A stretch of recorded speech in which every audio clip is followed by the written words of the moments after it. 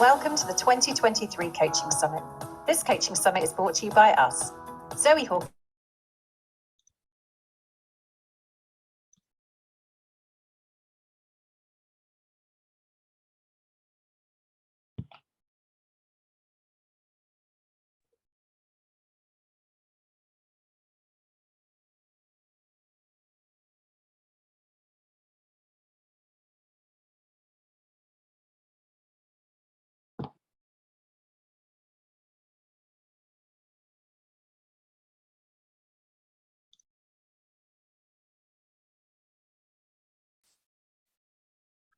So welcome everybody to this afternoon's session with Katie. So delighted to introduce Katie Abbotts to you. Katie trained with us, and to know Katie is to remember Katie. She's such a character. You'll see her on LinkedIn doing her car park coaching sessions. But this afternoon, Katie's going to be sharing with you a session on coaching rest. And Katie works with high achieving activists, campaigners, communicators, and cause motivated people that are tackling some of the world's biggest problems. So such a privilege to be able to coach in this area. And so today's session is really important for all of us to find that sense of rest, a way to build our resilience, to connect with ourselves and a sense of inner peace and rest. And Katie is going to be sharing with you an opportunity to create the start of your very own personalised rest plan. So I'm Jo Wheatley. I am half of the co-founders, one of the co-founders of In Good Company, which is a global coaching training organisation. And here hosting the session today with Shelley Clark, who is our wonderful training coordinator. She's just giving you a wave there. But let's now turn to Katie, who is going to share this session with you today. So thank you all for being here. Hi, thanks everybody for coming. I'm going to attempt to share my screen. It's not my forte, the tech part. Shelley might have to help me.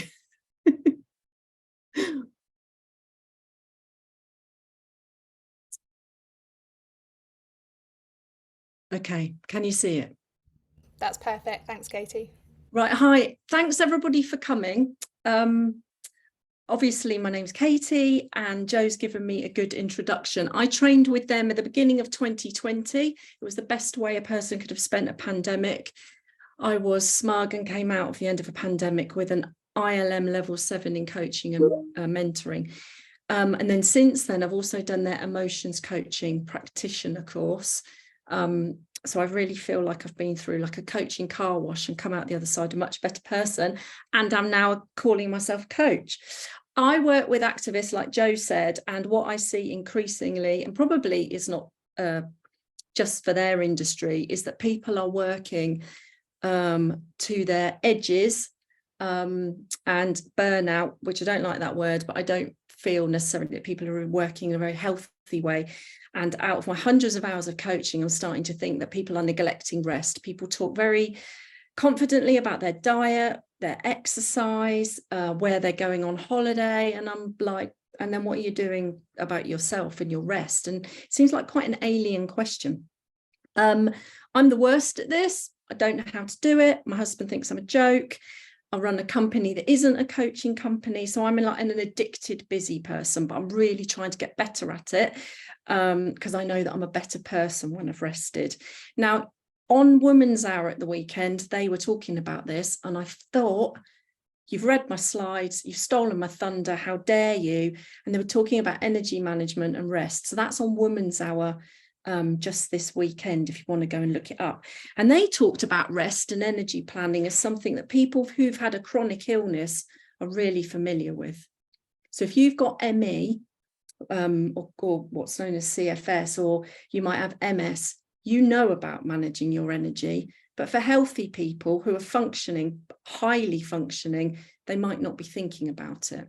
So I've been thinking about it quite a lot, and that's what I'm going to talk to you about today. If you haven't got a pen and paper, now's a good time to go and get one, because I've got a few exercises for you. Now, where was the inspiration for this? It came from me seeing that a lot of my clients are tired, talk about the challenge of switching off. Some of them are burnt out or they're scared that they're going to. They talk about their work and commitments as the centre of their lives, not themselves. resting seems to be deprioritized. And I think we live in a society that doesn't value rest. Life is quite performative. What are you putting on Instagram after your weekend is probably not the picture of you in bed with your dog, reading your book. It's not sexy enough. I think it's quite a risky way to live. So someone who's coaching called Abby was my original inspiration. She forgot to move my slides, you see. I was too excited. She's running a small charity with a big impact, and she'd founded it, and she was really quite poorly. Her health was suffering. And she, she'd go to work, she'd watch some telly, she'd eat quite badly. And she said, what I need is a smoothie for my soul. And I thought that was a lovely saying, because she had noticed there was a disconnect between what was going on in her life and really how she wanted to feel. And that's what got me thinking. And what I've then seen, and I talk to clients about, is thinking about energy as a resource. So we're all quite good, I think, about thinking about time, blocking out time to do things. But do we think about how we're using our energy? And are you thinking about what's giving and taking energy away from you? And this is really personal. And are you connected with ways that re-energize, refresh and rejuvenate, etc.? Are you mindful of those? If you're a people pleaser, do you go to parties because you think you should, or because you really want to? In my observation of my clients, I'm starting to notice that rest isn't the same for everybody. By the way, I'm just declaring all my opinions at the beginning before we get into the juicy stuff. But I don't think you can buy rest. I don't think you can spend £200 on your spa day and then tick it off as done. I think it's an active thing that you need to manage and pay attention to daily. Like your diet and exercise, I think it needs to be realistic, and it can be any size or shape. So I know it's a bit, cheesy, but you could take a rest snack. So before I came in here, been out in my garden, I've deadheaded my geraniums. That was quite restful for me. When people are talking about, I should do more exercise, I should go to yoga, I think I should meditate, I'm like, very likely that's not going to happen. So the word should is a bit of a clue for me. So then you're thinking, as we go on, about your own experience of rest, look out for the word should and have a little, be curious about the shoulds, because not necessarily going to be the best versions of things. So we start with a bit of a question about our beliefs about resting. So I'm not allowed to watch TV in the daytime, but my husband is. So in his household, that was completely acceptable. In mine, unacceptable. I was only allowed to watch TV when I've done all of the things. So I'm allowed to rest and I can't rest. And so what I'm trying to say is, around rest, we have limiting beliefs. I feel lazy. I am too busy. I can't. I'll do it when. So this is my first challenge for you, is to think about your own baggage, what you want to call it, gremlins around rest. You may actually have a load of fabulous, really positive beliefs around rest. And what I'm really interested in is for you to have a quick think, take a few minutes and think, what are your beliefs about rest? Do you think you deserve it? Have you got permission to take it? So what my suggestion is, I'm going to, let's give it about 3 or 4 minutes. Think about these questions. What do you believe about rest? Do you know where this belief came from? Does someone's voice come in? Definitely my mum's. And do you know where it came from? And if you wholeheartedly sort of believe the source.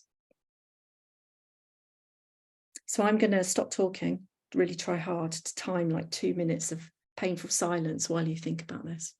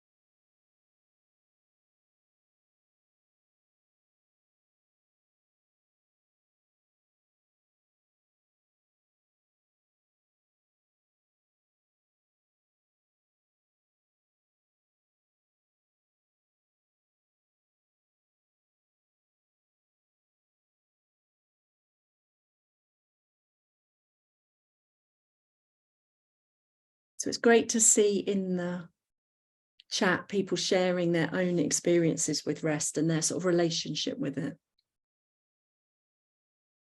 I can see that lots of you came here today for a particular reason. Might not be something you're, a lot of the words sort of deserving, know it's important. Quite a loaded question, I think.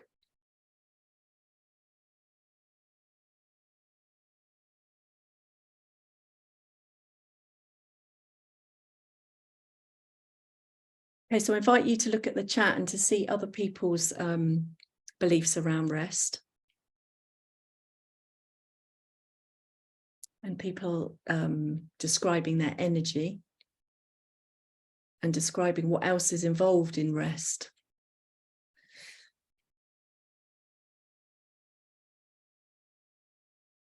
So just to share my own beliefs around rest. The worst one I ever heard was you can sleep when you're dead. I was like, all right, then I'll just do everything and, you know, not look after myself at all. Bit me on the bum, obviously. I can rest when I've finished all of the things, and resting in the day is lazy. So I'm a work in progress. That's why I'm probably so fascinated with this. But in it is something about permission. So the question for you is, again, have a quick moment with yourself. Who needs to give you permission to rest?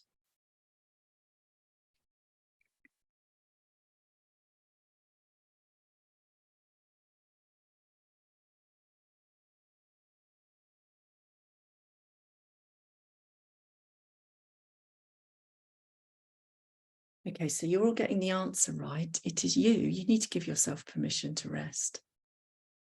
Oh, and someone's children. It'll never happen if you wait for them to let you. I'm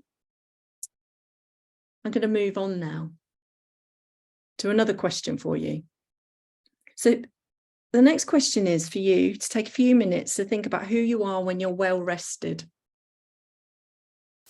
So that question is, who are you when you're well rested? So you might want to shut your eyes. You might want to take a few deep breaths. I'm inviting you to connect to your rested self. Now, this might be the person who, you know, is on the yoga mat at the end of the class, or it might be you just getting back from holiday. It might be you, I don't know, when you feel rested, but who are you? What do you see in yourself?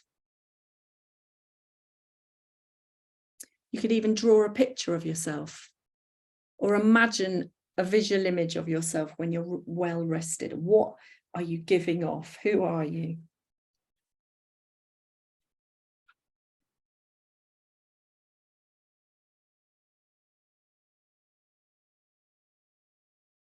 So we've got calmer, kinder, more creative, composed, confident, higher level of self-efficacy, more focused. Gabby's hilarious. Gabby, you might as well join me and we can start doing this together. It's comedy. Okay, so what I'm seeing from the chat, and it might seem perfectly obvious, is when you're well rested, you're a better version of yourself. So why not rest more often would be my challenge.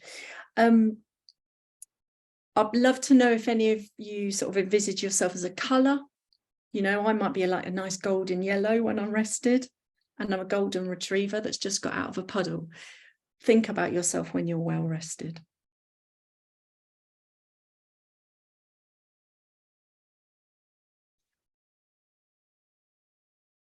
So this well-rested version of you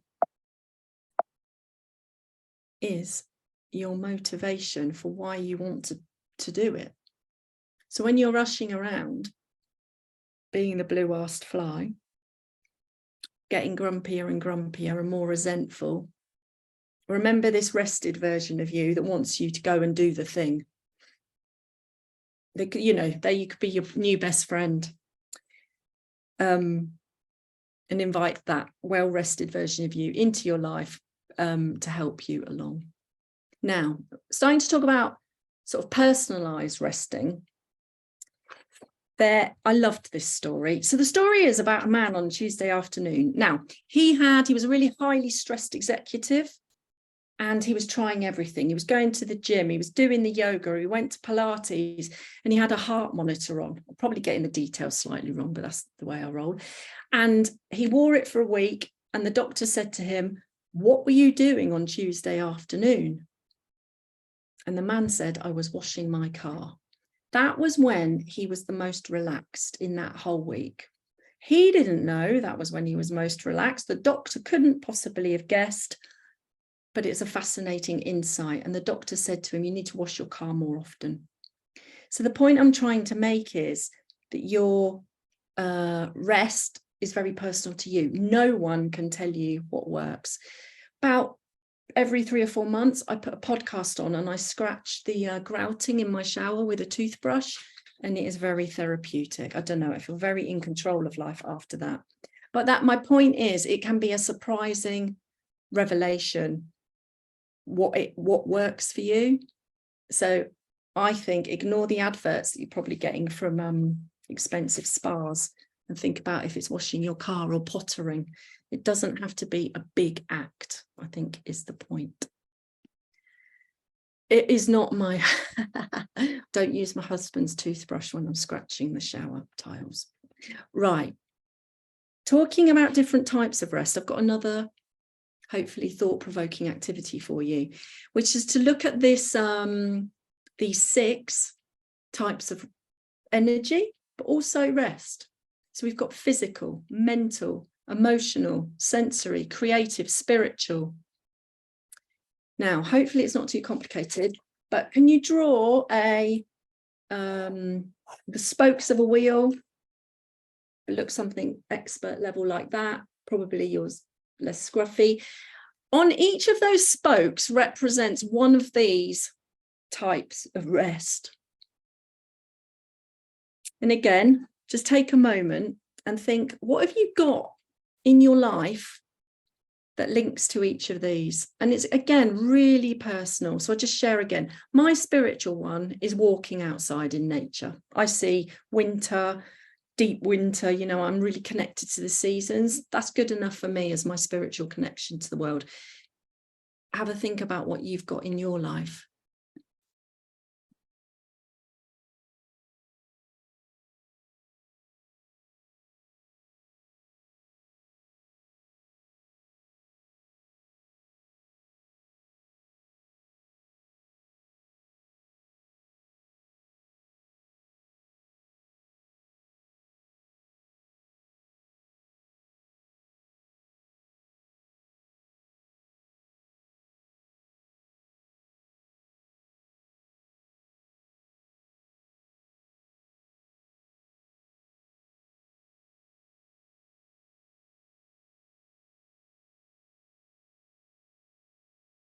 Now, you may have something for each of them. You may have loads against some of them, or you might not have a lot. I don't know how I've drawn that. Keep thinking. I'm looking down. I can see lots of heads down, so I'm going to leave it a bit longer.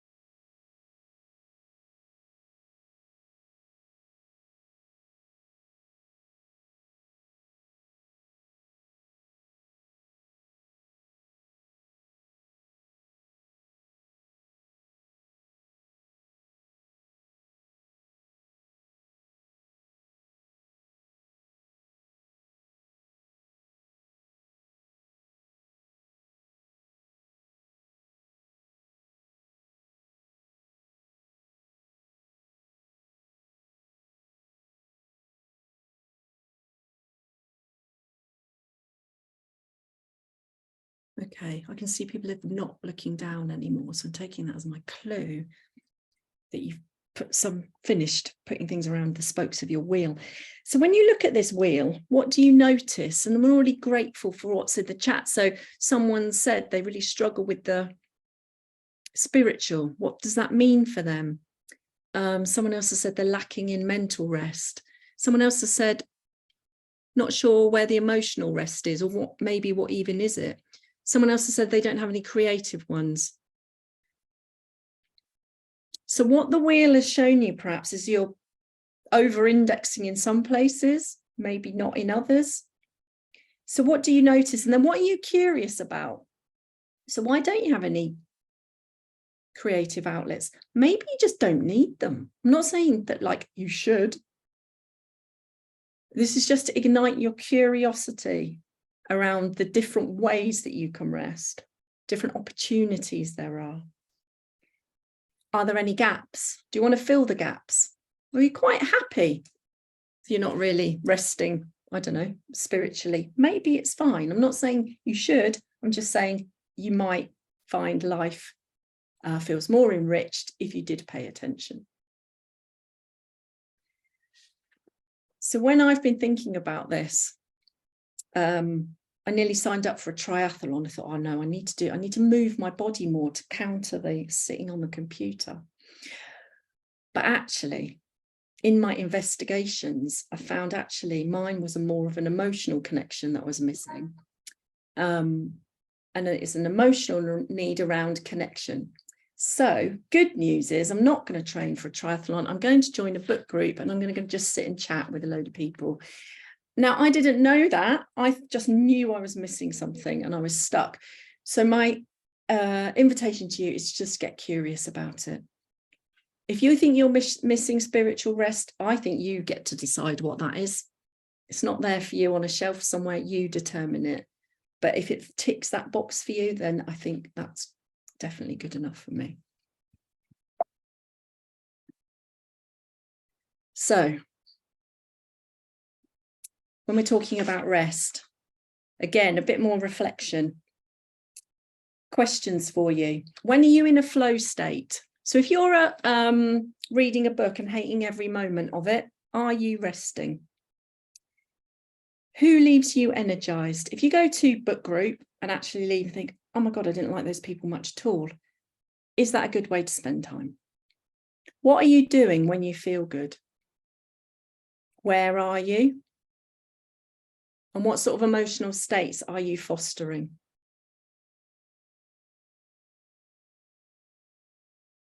So have a few moments to reflect on your sorts of ways that you rest that really energize you, leave you feeling good.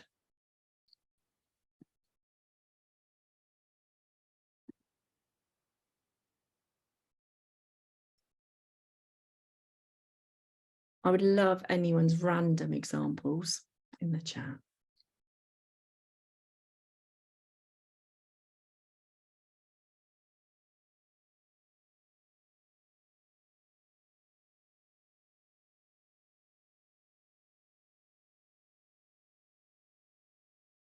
So I think my favourite question of all of these is, which emotional states are you fostering when you're resting? What are you gunning for? Are you trying to feel more energized, or do you want clarity or calm? Then think about how you're spending your time, and is it helping you meet those needs?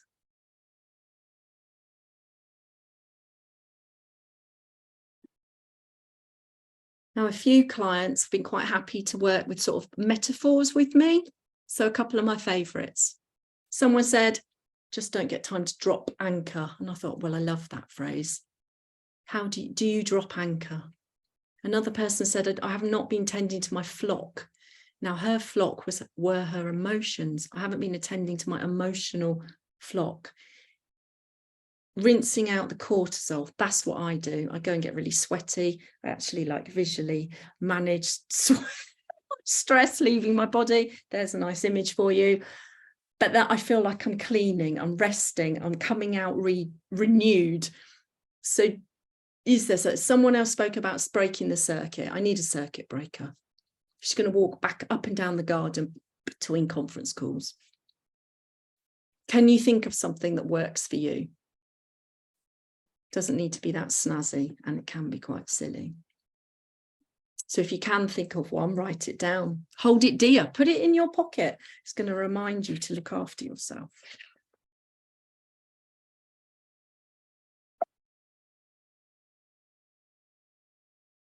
Okay, changing tack a bit. So there's resting, and then I think there's the twin brother or sister, which for me is about celebrating. So in The Guardian a couple of weeks ago, Viv Groskop wrote about hoarding evidence of your greatness. And what she was writing about was transactional analysis and the notion of a strokes bank. And she was saying, keep receipts of all the great things you do at work, because it will buoy your confidence. Now, I don't feel like this needs to be restricted to work. I think it could be life. So a receipt might be your neighbour says, really nice to see you this morning. Have a nice day. All right, remember it. Put it in the strokes bank. Collect them up. These little tiny moments of celebration can help fuel you. That's why I think they're really good bedfellows of rest. Don't wait for the big moments to celebrate. In the same way, I don't think you should wait for your holidays to have a big rest. I think it's worth having a little breaks as you go through. Hoard the evidence of building up the evidence of your good feedback and celebrate them. Like rest, they're welcome injections into your life. So they call this a strokes bank. And Viv Groskop called it hoarding evidence of your greatness. So as you're going through life, building up your ability to rest and your knowledge about what works for you, a challenge for you is to also build up a good sense of where you're getting good feedback. And for you, it's feedback that matters to you. It only is very personal again. So a question for me to you is, how are you celebrating today? And I'll give you one. You came here to do this. That, I think, you can put in your strokes bank. You actively chose to invest in yourself today. Is that the sort of thing you'd like to do every day? Would you like to think, I mean, gratitude journaling is so similar, isn't it? It's probably based on the same psychology, but are you going to keep a journal? Are you just going to mentally check in with yourself daily, weekly, quarterly? You decide. What you're trying to do is circuit break again your negativity bias. We will remember the negatives. Like, I'm going to go away after this. I don't know if you can even see them. There are two blue circles drawn on my beautiful PowerPoint. I have no idea where they came from, and that's going to bother me all day if I let it. Or I'm going to focus on the looking at your faces. I don't think you can see them. The fact that I came here today, did this, stepped out of my comfort zone. So remember the positives and be purposeful about it. So back in the day, before we weren't allowed to print everything out, I used to print out emails that gave me good feedback. I know someone else who's got a folder on their desktop. Every time they get a bit of good feedback, they drop the email in. I think little children, they have a jar and marbles go in it. It's not that different. Maybe you need your own marble jar. But these little injections into your day, in the same way as rest does, I think they can help pep you up. So, finishing with my muse, which was Abby, who wanted the smoothie for her soul. She had in her recipe, she's going to go to galleries on her own. She's going to chat to her gran for 10 minutes rather than feel terribly guilty because she hadn't gone up to Liverpool to see her for the weekend. She was going to watch a bit of telly, but not too much, retake up painting and check in on her positive strokes bank. So she worked this recipe out, and that's my challenge to you, to have a more considered view of what could be a smoothie for your soul. So officially, that's the end. I'm here for a couple more minutes if anyone's got any questions. This has been a taster of what I'm like, slightly more less sensible if there are less people around. And And oh yeah, I suppose I have to market myself. So if you go to LinkedIn, I do, when I feel inspired, coaching from a car park, or I ask a question of the day. So this week's won't surprise you. It was, how do you feel about being visible? Because I was heading to this. And you're welcome to follow me on LinkedIn. You'll find me and you can see those. And then I would love anyone to be in touch with, and I'm going to put my email address up. And very happy if anyone's got any questions or reflections.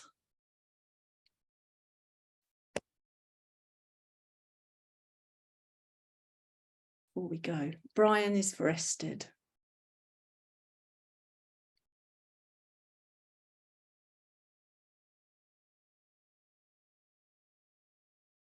Thanks for the feedback coming through. I'm going to come off mute and say thank you, Katie, if that's okay. Just wanted to say thank you, and I just loved how you kind of applied some of those coaching principles to this topic of rest and this idea of rest and resource. It was just lovely to see you, and you know, great delivery as well. You always bring a smile to my face. So thank you so much. Thanks, Anne.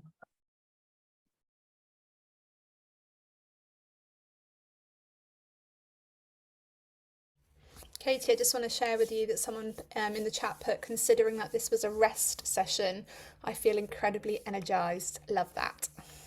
I also meant to warn you at the beginning that it wasn't going to be very restful at all, because I was going to make you work, but I forgot to say that. Hopefully.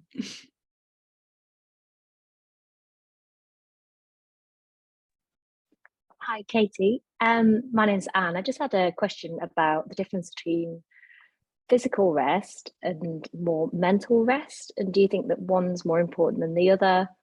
Any advice on that?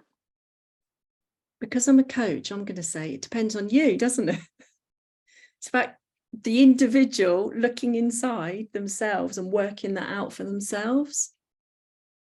And I don't think it's for anyone else to say. I mean, there may be some like really clever studies done by a load of people from Oxford and Cambridge. I don't know. I'm just saying the answer's in you or that person, I think.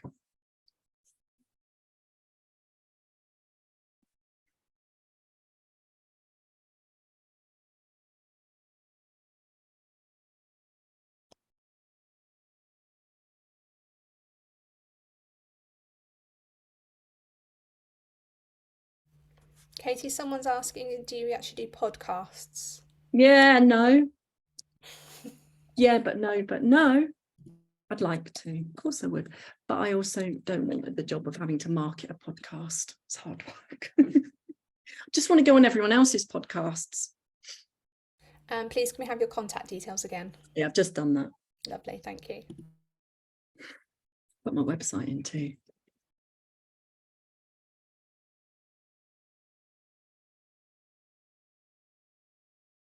Okay, I'm happy if that's the end. No, that's fantastic. Thanks so much, Katie. It's like I say, rather than it being a rest session, I think it's been an energizing session. It's been lovely. Thank you so much. Yeah. Thanks everybody again for coming today. Just to remind you all that the sessions are being recorded, so if you have come in halfway through and missed any of this, then they will be available to watch on catch up, as with all the other sessions that are today and tomorrow. And if anyone's got any questions at all for any of the speakers or for us at In Good Company, then please feel free to pop over to the Facebook Coaching Summit warm-up group. You can pop any questions in there. Our speakers will be sharing resources in there as well, or feel free to email us. If you are joining us this afternoon for any other sessions as well, I will be closing off this Zoom session but reopening it again at 3 o'clock. I look forward to seeing you all then. Thanks again, Katie. It's been great. Thank you. Bye. Thanks, everyone.